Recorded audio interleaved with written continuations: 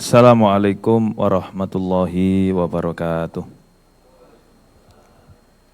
Bismillah walhamdulillah.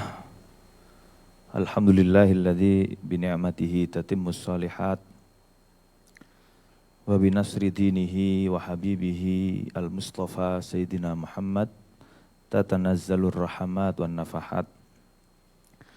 Wassalatu wassalamu ala sayyidis sadat Sayyidina al-Mustafa khairil bariyati Muhammad sallallahu alaihi wasallam wa ala alihi wa ashabihi wa tabi'ihi wa man tabi'a sunnatahu wa manhajahu ila yaumil ma'ad, amma ba'du. Hadratal muhtaramin, para alim ulama yang kami muliakan, jajaran PJNU Kabupaten Banyuwangi yang saat ini dihadiri oleh Khatib Syuriah PJNU. Saya sudah lapor ke Ketua PJNU Kabupaten Banyuwangi. Kemarin izin mau menginap di Banyuwangi. Ternyata beliau di luar kota. Rencananya mau ngopi bareng atau makan seafood bareng gitu. Yang saya hormati pula jajaran pengurus Ansor Kabupaten Banyuwangi yang dikomandani oleh Bapak Ketua PJ Ansor Kabupaten Banyuwangi, Haji Ikhwan Arif. Ini yang sering saya lihat wajahnya di televisi.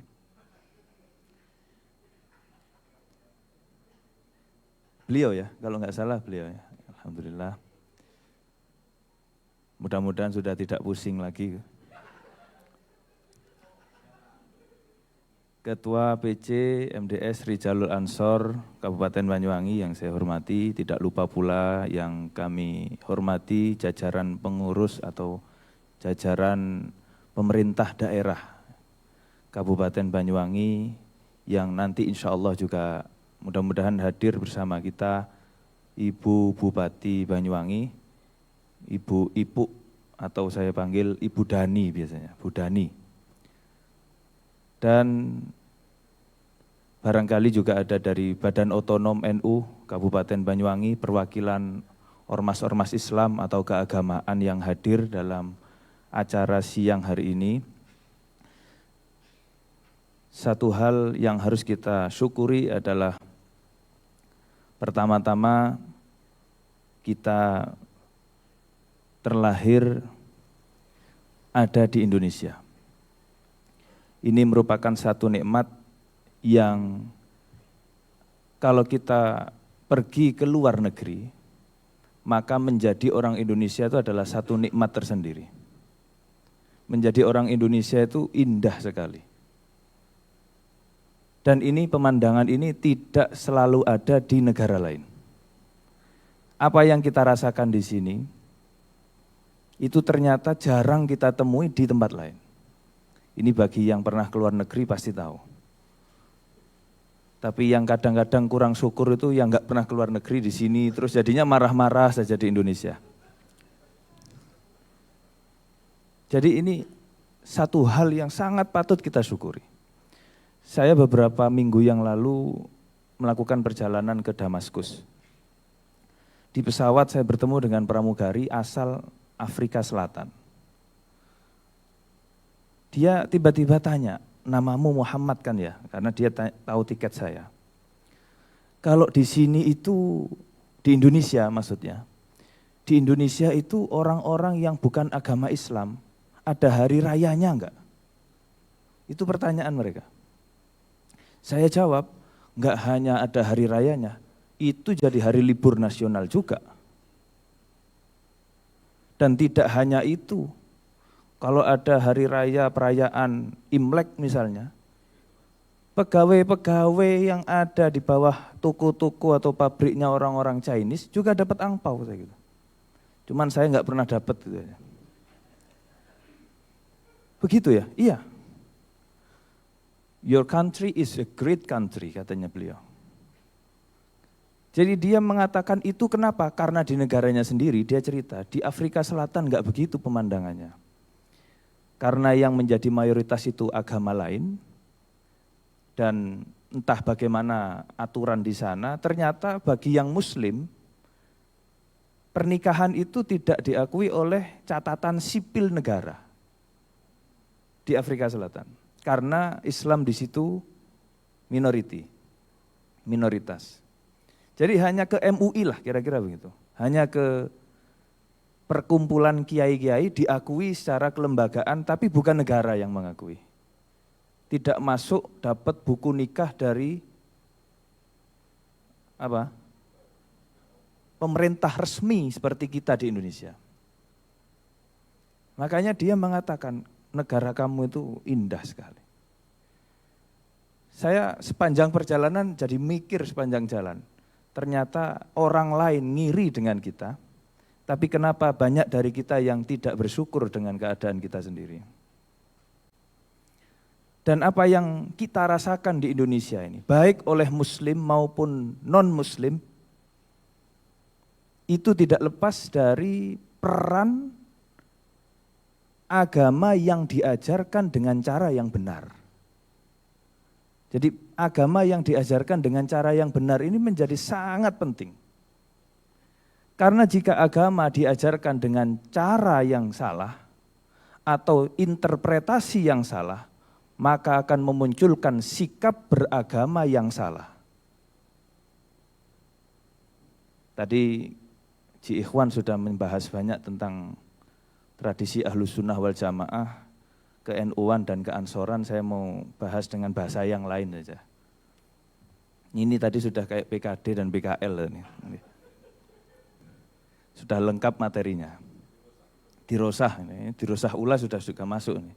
Tinggal bikin sertifikat saja. Jadi para hadirin hadirat, Bapak Ibu yang saya hormati, sahabat-sahabat yang saya banggakan, Al-Habib Ali Al-Jufri membuat satu kitab yang berjudul Al-Insaniyah Qoblat Tadayun. Menarik buku ini dan sudah diterjemahkan di dalam bahasa Indonesia. Mungkin nanti tugas Rijalul Ansor bikin seminar bedah buku tentang ini. Al-Insaniyah Qoblat Tadayun. Dalam buku itu ada beberapa cuplikan menarik yang sangat penting bagi kita untuk merawat keindonesiaan dan keagamaan di Indonesia ini. Di dalam kitab itu dikatakan agama dan kemanusiaan itu pasti sejalan. Agama dan kemanusiaan itu pasti seiring sejalan. Karena tujuan diturunkannya agama adalah untuk kemanusiaan itu sendiri. Jadi jika ada sebuah agama yang justru menghancurkan kemanusiaan, tidak menjunjung tinggi kemanusiaan, maka dia sudah keluar dari definisi agama itu sendiri. Maka siapapun yang mengaku beragama, tapi tidak bisa menjunjung tinggi kemanusiaan, maka sebenarnya dia sedang keluar dari definisi agama itu sendiri. Apapun agamanya.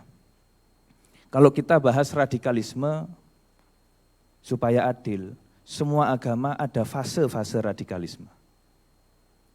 Dulu sebelum Renaissance, Eropa mengalami abad ke-8 yang luar biasa.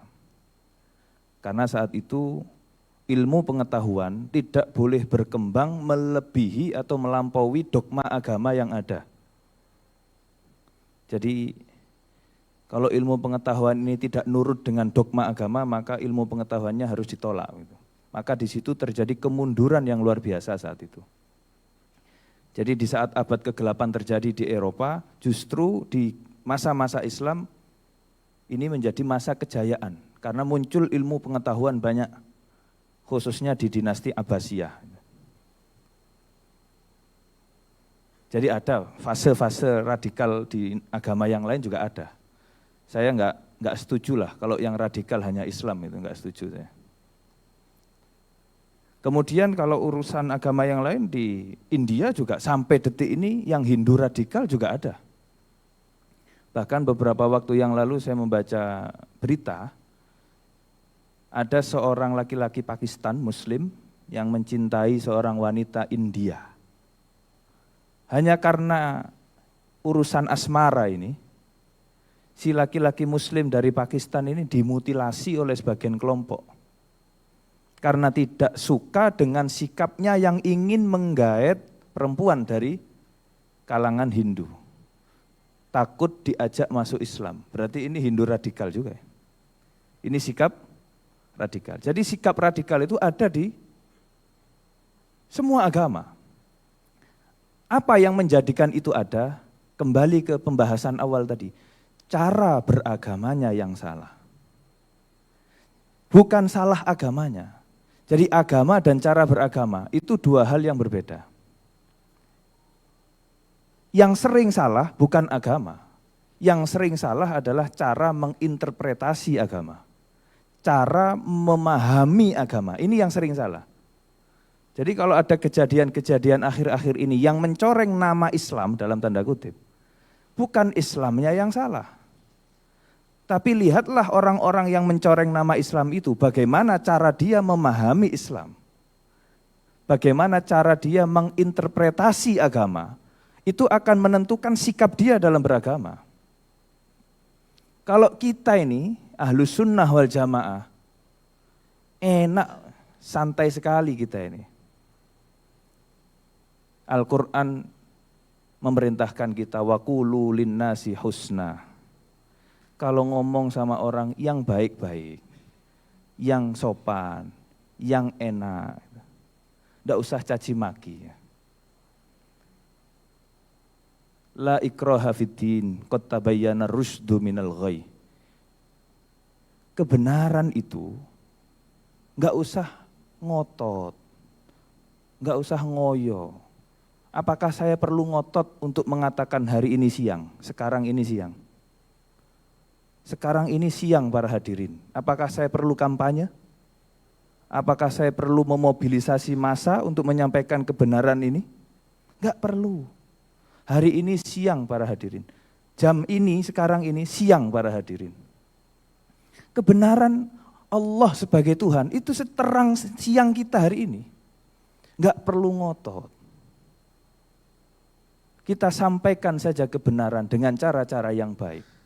Urusan orang ikut atau tidak, hidayah bukan dari kita. Dan tidak boleh juga kita mencaci maki agama lain. Itu juga ajaran kita, ajaran Islam.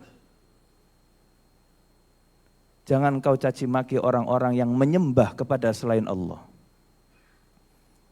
Saya pikir-pikir juga iya, karena orang yang beragama pasti merasa agamanya benar. Dan akan sakit kalau dikatakan agamanya salah.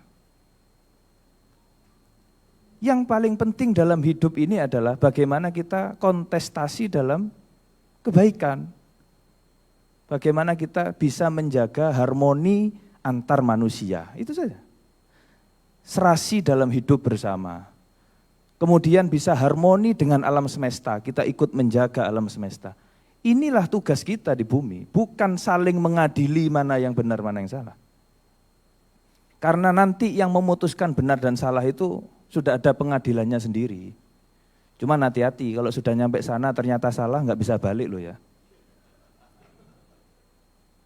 Nggak bisa revisi, nggak bisa, remedi nggak bisa.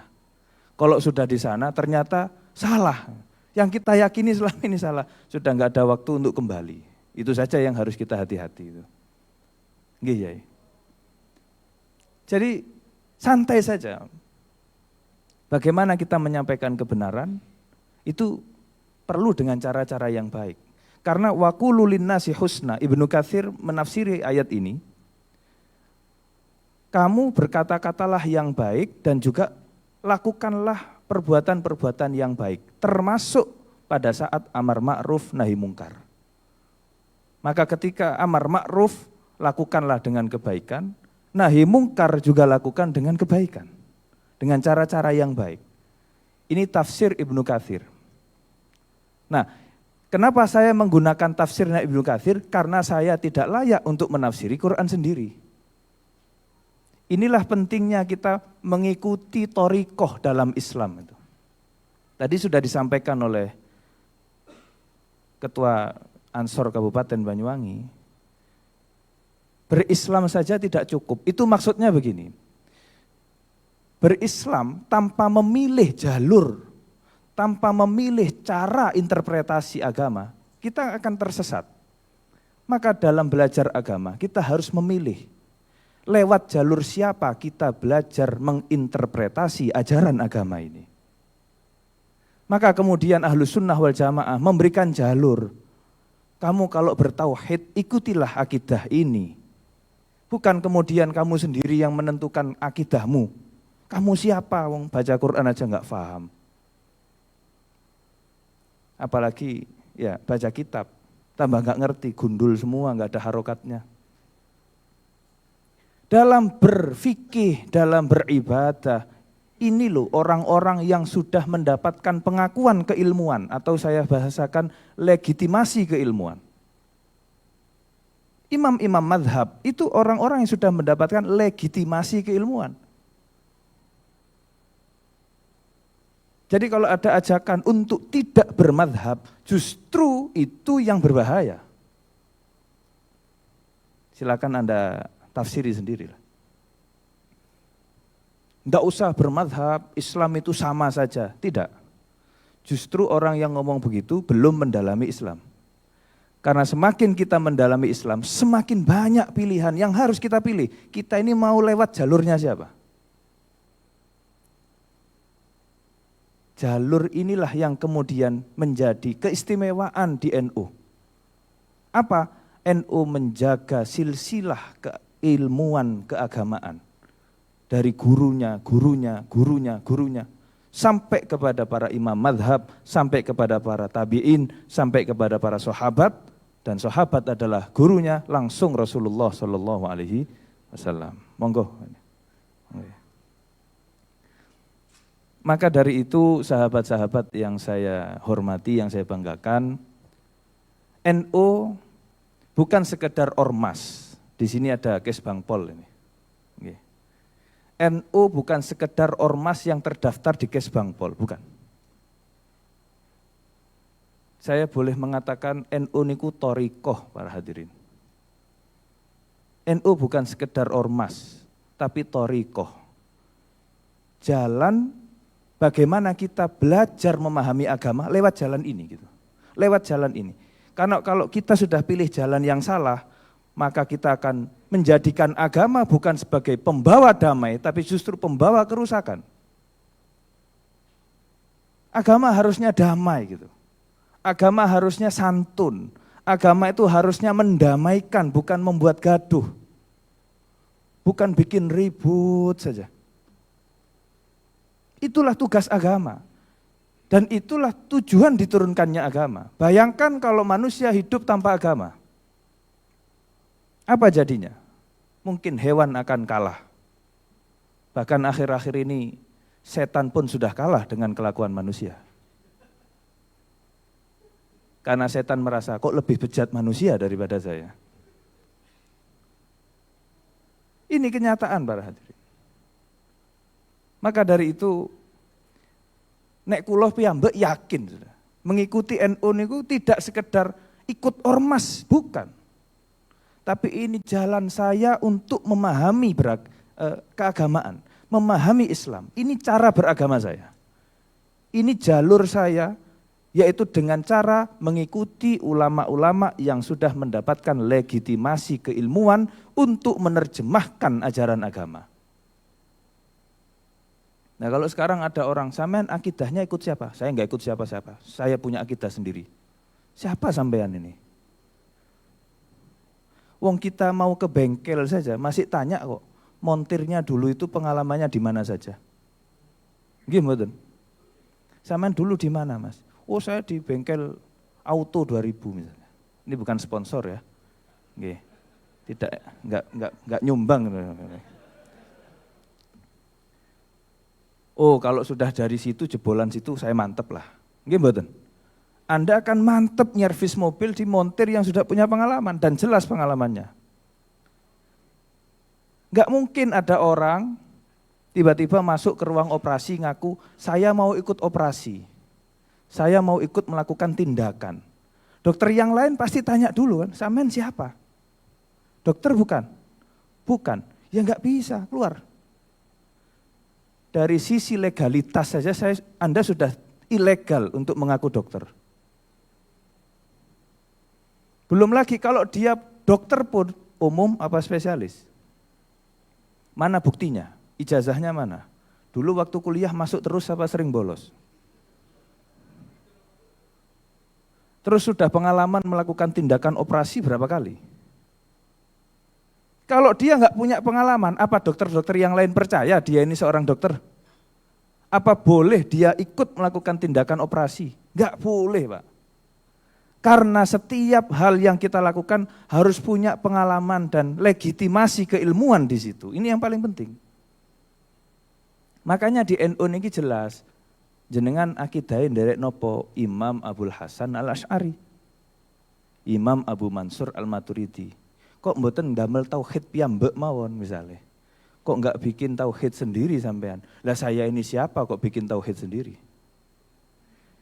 Jenengan baca Quran itu kalau memahaminya ikut siapa? Ikut para mufassir yang sudah mendapatkan pengakuan. Bukan mengikuti orang yang suka menafsiri Qur'annya sendiri dengan pandangan pribadinya. Jenengan kalau sholat, kalau beribadah, ikut caranya siapa? Oh, saya enggak ikut siapa-siapa, langsung ikut Nabi. Pernah ketemu? Pernah ketemu? Maka memiliki jalur keilmuan itu menjadi penting sekali. Oh, saya ibadahnya ikut Imam Syafi'i. Bukan kemudian, enggak penting madhab itu, enggak penting. Enggak usah kembali ke ulama, langsung ke Nabi saja. Ini menyesatkan para sahabat-sahabat. Bahkan ada sebuah buku yang dikarang oleh Dr. Said Ramadan Al-Buti. Saya dulu juga pernah ngaji ke beliau langsung, pernah ketemu, jadi insya Allah bukan hoaks ini. Ya, sanadnya masih nyambung lah sedikit-sedikit, meskipun santri yang suka bolos saya ini. Beliau membuat atau mengarang kitab berjudul Al-Madhabiyah.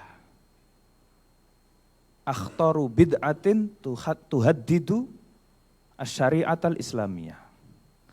Gerakan non-madhab itu adalah bid'ah yang paling berbahaya yang mengancam syariat Islam kita.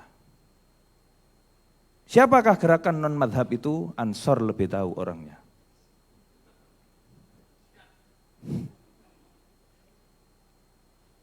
Tugas kita ini bagaimana menjaga masyarakat, ini mumpung pengurus-pengurus baru ini. Saya tidak mengucapkan selamat dan sukses dulu karena Anda harus berkhidmah dulu. Selamat dan sukses itu di akhir pengabdian, bukan di awal. Kalau sudah selama 4 tahun kok ngabdinya bagus, berarti selamat dan sukses. Bukan di depan, Pak, ini bukan DP.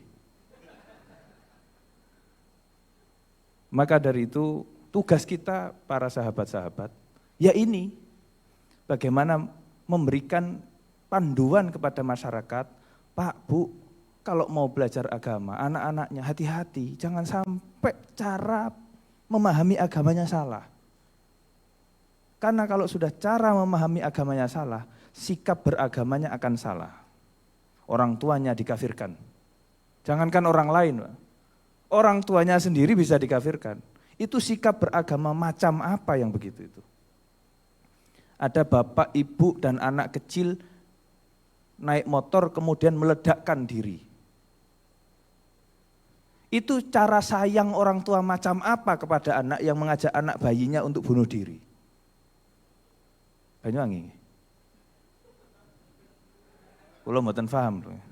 Ya, mohon maaf kalau betul. Berarti ini kebenaran apa kebetulan? Ini Islam macam apa? Sikap agama macam apa yang berdalih kasih sayang ingin masuk surga dengan cara seperti itu? Sikap macam apa ini? Jauh, Pak, dengan yang diajarkan Nabi, jauh. Padahal Nabi dulu pernah ada seorang muda yang ingin ikut perang. Apa kata Nabi? Kamu masih punya orang tua enggak? Masih. Ada ibu saya di rumah, enggak usah ikut perang. Layani ibumu itu sudah sama dengan berperang fisabilillah.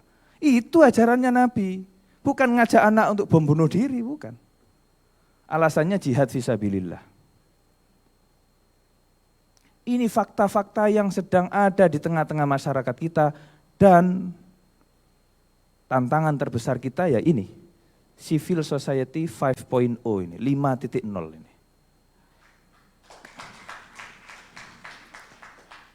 Pastilah saya sambungkan dengan tema, pasti. Jangan khawatir. Apa Civil Society 5.0 ini? Ini menandakan tipikal masyarakat kita hari ini. Masyarakat kita hari ini itu kebanjiran informasi, flow of information namanya. Sarungan-sarungan gini bahasa Inggrisnya gak ngisin-ngisini lah Pak. Ya, saya sudah alhamdulillah berkesempatan untuk mengunjungi 15 negara. Nggih. Timur Tengah nggih, Eropa pernah beberapa negara, Asia, Jepang, Cina, Thailand sudah. Jadi kalau saya ngomong Indonesia ini indah, saya enggak bohong. Kalau saya ngomong Indonesia ini indah, saya enggak bohong Pak. 15 negara sudah saya kunjungi dan saya punya banyak teman yang sering keliling dunia. Saya punya teman-teman diplomat duta besar, Gus, saya itu 50 negara sudah saya kelilingi. Enggak ada Islam yang seperti di Indonesia, enggak ada. Enggak ada negara seperti Indonesia ini, enggak ada. Ini pengalaman mereka. Malah yang enggak pengalaman sok tahu kadang-kadang. Bikin ribut saja di dalam negeri. Ini lempar saja ke luar negeri Pak, enggak apa-apa ya. Biar tahu mereka. Jadi kita bicara berbasis pengalaman, berbasis studi empiris. Cari wong kuliahan. Atau studi observatif. Civil society merupakan satu tipikal masyarakat di mana masyarakat ini sudah kebanjiran informasi, sehingga sampai kewalahan memisahkan mana informasi yang benar, mana yang salah. Kewalahan. Bahkan sekarang ini sudah muncul era post-truth. Ya. Di mana kesalahan bisa dikemas menjadi kebenaran jika itu diulang-ulang. Maka orang akan percaya bahwa itu benar, padahal itu salah. Hari ini kita hidup di masyarakat yang seperti itu, dunia kita seperti itu hari ini.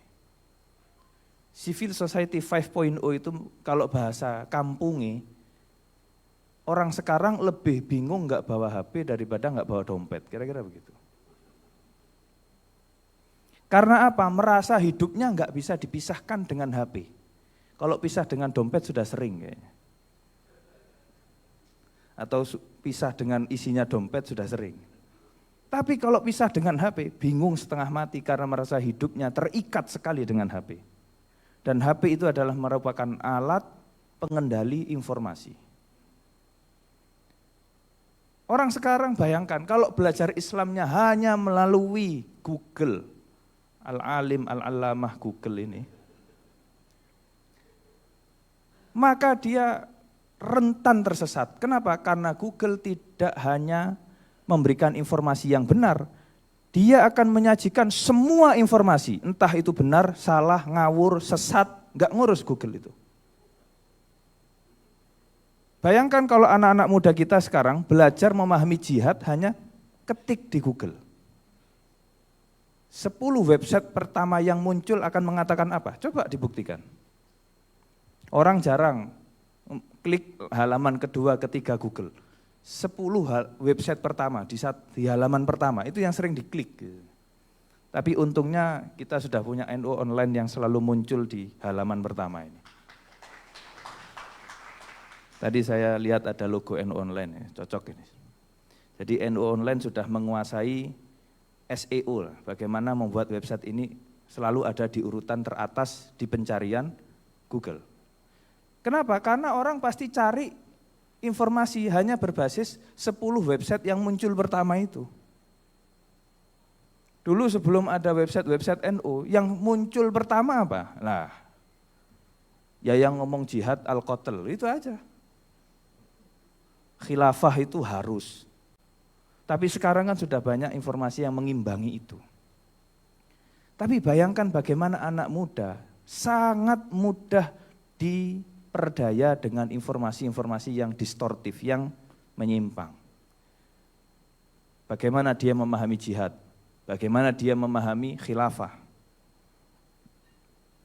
bagaimana dia memahami konsep-konsep kebangsaan dalam Islam, imamah, as-siyasah. Ini akan kacau kalau mereka tidak mengambil dari jalur yang mendapatkan legitimasi keilmuan tadi. Makanya di Ahlus Sunnah wal Jamaah niki enak, Pak. Tadi Pak Haji Ikhwan, Pak Ketua sudah mengatakan tentang Ahlus Sunnah wal Jamaah saja sekarang itu masih rawan atau rentan. Harus ada takhsis atau spesifikasi lagi, yaitu an-nahdiyah. Kenapa? Karena kalau kita melihat bukan hanya Indonesia yang negara yang mayoritas Ahlus Sunnah wal Jamaah. Banyak negara yang mayoritas berhaluan Ahlus Sunnah wal Jamaah. Tapi tolong hari ini dilihat mana negara yang masih stabil di antara negara-negara itu. Yaman, Syria, Irak, Libya, pundi malih, Afghanistan, mana lagi? Mesir, Tunis, mana lagi? Banyak sekali negara-negara berhaluan Ahlus Sunnah wal Jamaah. Tapi hari ini lihat negara mana yang stabil, hanya Indonesia. Kenapa?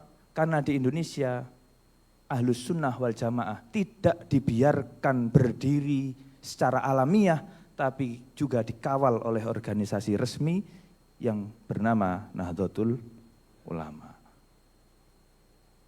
Oleh karena itu berpegang teguh pada Ahlus Sunnah wal Jamaah ini harus dilengkapi dengan berpegang teguh pada Nahdlatul Ulama. Maka ajakan-ajakan yang penting aswaja tidak usah NU-NU-an itu juga agak menyesatkan. Itu agak membahayakan. Kenapa? Karena orang-orang yang beramaliyah Ahlus Sunnah wal Jamaah banyak yang tersusupi pemikiran-pemikiran ideologi-ideologi non Ahlus Sunnah wal Jamaah. Sehingga gerakan-gerakan kebangsaannya membahayakan keutuhan negara kita. Jadi disinilah titik poin penting kenapa kita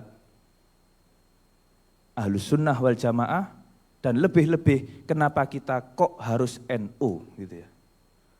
Jadi bukan merasa paling benar, bukan. NU ini bukan merasa paling benar, tapi fakta dan sejarah membuktikan kalau kita tidak berpegang teguh pada NU, nasib Indonesia bisa jadi sama seperti negara-negara lain yang sudah hancur. Dan kita tidak mungkin lagi merasakan keindahan sebagaimana keindahan yang sudah kita rasakan selama ini di Indonesia. Orang luar sana masih mencari-cari format hubbul waton minal iman. Kita sudah hubbul waton minal iman puluhan tahun.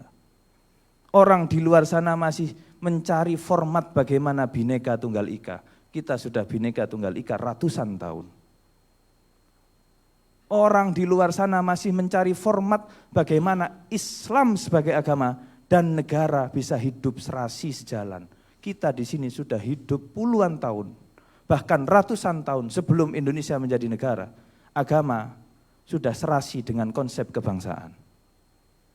Ini kalau tidak kita syukuri maka kita akan menderita. Dan kalau sudah menderita, nggak ada jalan kembali. Saya kemarin ke Syria, melihat bekas konflik yang terjadi. Meskipun sekarang kondisi sudah sangat aman, tapi apa kata mereka? Kita nggak tahu kapan kita bisa kembali seperti dulu. Bukan urusan membangun rumah yang hancur, tapi membangun nilai kerukunan, membangun nilai nasionalisme, membangun kepercayaan antar sesama warga negara dan kepada pemerintahnya. Ini butuh waktu yang sangat lama kalau kita sudah terpancing untuk konflik perang antar saudara. Bukan urusan untuk membangun gedung, itu gampang. Ada yang ngurusi, ada yang donasi, selesai. Tapi membangun bangunan sosial kemasyarakatan itu sangat mahal sekali. Dan kita jangan sampai membiarkan ada siapapun kelompok dari agama apapun yang membuat kita menjadi pecah, yang membuat kita menjadi perang, saudara. Dan salah satu caranya adalah pasukan Rijalul Ansor ini harus sering terjun, satu, ke lembaga-lembaga pendidikan. Mohon ini kalau ada Ibu Bupati saya titip yang ngisi rohis-rohis di sekolah Mbok Yao dari Rijalul Ansor gitu. Jangan materi kerohanian disampaikan guru olahraga, kan gak cocok. PNS yang gak terpakai suruh ngisi rohis, kan repot ini. Rohis itu jalan masuk, Pak. Dan kenapa kita hari ini gaduh? Mereka sudah menabung investasi mulai awal 90-an. Jadi sekarang ini mereka tinggal panen saja. Jadi kegaduhan yang kita rasakan hari ini, sampai Kemenak punya program moderasi beragama. Saya jadi mikir itu dengan judul moderasi beragama. Bukankah kita selama ini sudah melakukan moderasi beragama? Kenapa sekarang baru dibahas? Karena sekarang ada yang bergeser dan berubah.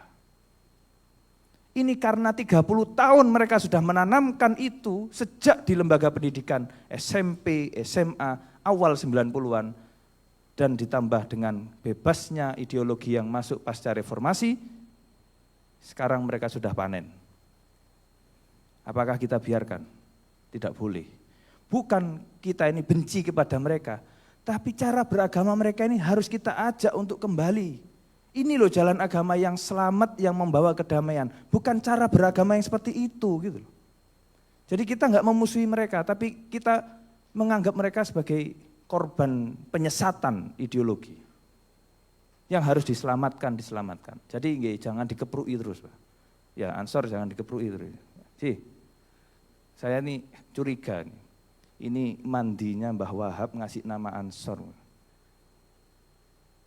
Ansor itu kan ketika Nabi datang ke Madinah dan perang-perang itu kan saat Nabi sudah di Madinah ya. Makanya hawa ini kudu perang ya. Kalau diberi sebutan muhajirin mungkin adem-adem gitu ya kayak. Ya, Ansor itu kan ketika Nabi sudah datang di Madinah dan peperangan Nabi dimulai di mana? Di Madinah. Ya. Jadi tapi ayatul iman hubbul ansor wa ayatul nifaq bughdul ansor. Tanda iman seseorang itu mencintai ansor, kaum ansor. Dan tanda kemunafikan itu adalah membenci kaum Ansor. Itu hadis. Oke. Jadi saya ucapkan selamat berjuang, bukan selamat dan sukses. Dalam berkhidmah, jangan hanya niat tabarukan. Pokoknya tabarukan, akhirnya gak lapo-lapo. Orang yang berkhidmah niat tabarukan itu hanya mencari alasan untuk menutupi dia tidak mau bergerak itu. Pokoknya dapat barokahnya saja. Padahal berkhidmah itu harus seperti Ansor betul. Tidak sekedar mengaku mencintai Nabi, tapi berani mengorbankan segalanya untuk Nabi. Maka kita di sini berkhidmah, niatnya adalah bagaimana kita bisa memperjuangkan umur kita ini sebagai aset pasif kita yang akan menyumbang kebaikan di akhirat. Aset pasif atau pasif income. Ini dalam dunia bisnis sangat dikenal sekali, pasif income. Ternyata mindset itu di Islam sudah ada. Idza mata ibnu Adam inqata'a amaluhu illa min salas. Shadaqatun jariyah wa ilmun yuntafa'u bi aw waladun shalihun yad'ulah. Ini pasif income. Anda sedekah akan menjadi pasif income yang rekeningnya akan tambah terus bahkan ketika Anda sudah meninggal. Anda menyebarkan ilmu dan kebetulan ilmu Anda diterima dan diamalkan oleh banyak orang, maka Anda akan mendapatkan income. Rekening amal Anda akan tambah terus meskipun Anda sudah tidak hidup lagi. Atau Anda mendidik anak dengan baik sehingga anak Anda mencapai derajat soleh, orang anak yang bermanfaat, anak yang soleh, maka itu juga menjadi income. Tabungan yang akan bertambah terus meskipun kita sudah tidak bersama anak-anak kita lagi. Maka mari kita lakukan khidmah ini dengan niat tadi, memperbanyak pasif income. Dengan apa? Ya harus banyak menanam hari ini. Bukankah ad-dunya mazra'atul akhirah? Dunia ini tempat menanam untuk akhirat kita. Maka kalau kita tanam kebaikan, selama kita hidup di dunia, yang akan kita petik di sana nggak akan salah, tidak akan tertukar lahan kita, pasti yang akan kita temui juga kebaikan. Mudah-mudahan ini bisa menjadi semangat baru. Ansor diresmikan sebagai Banom NU tahun 1934, Muktamar ke-9 di Banyuwangi. Di sini. Jadi ini menjadi poros utamanya Ansor harusnya. Dan mudah-mudahan dari ufuk timur ini bisa menjadi mercusuar yang menyinari barat. Sampai kemana-mana. Terima kasih. Saya ucapkan terima kasih kepada Ketua Ansor, Ketua Rijalul Ansor Kabupaten Banyuwangi, pelaksanaan acaranya luar biasa dan sinergi dengan berbagai pihak juga luar biasa. Dan satu lagi, saya tadi dapat bocoran bahwa acara ini juga berangkat dari kemandirian para pengurus dan anggotanya. Tepuk tangan. Kemandirian ini penting sekali karena kemandirian itu kunci martabat. Kalau ingin bermartabat, harus bermental mandiri, harus bermental kaya. Bermental kaya itu mudah memberi, tidak mudah minta-minta. Bermental kaya, mudah berkorban, tidak mudah mengeluh. Jangan baper. Ya, itu bukan mental kaya. Mental kaya selalu melakukan kebaikan meskipun tidak semua orang bisa menghargai kebaikan kita. Gak ngurus omongane wong, yang penting pangeran ridho. Niku tok kan. Niku mental kaya. Mudah-mudahan semuanya bisa bermental kaya. Wallahul muwaffiq ila aqwamit thoriq. Assalamualaikum warahmatullahi wabarakatuh.